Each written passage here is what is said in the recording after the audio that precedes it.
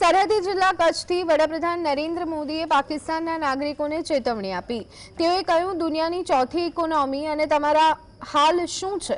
પાકિસ્તાનને આતંકવાદની બીમારીથી મુક્ત કરવા માટે પાકિસ્તાની જનતા અને પાકિસ્તાની યુવાનોએ આગળ આવવું પડશે।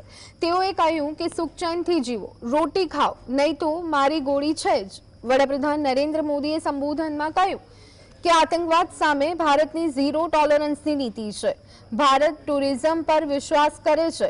ટુરિઝમ લોકોને જોડે છે, પણ પાકિસ્તાન જેવા દેશો પણ છે જે ટેરરિઝમને જ ટુરિઝમ માને છે।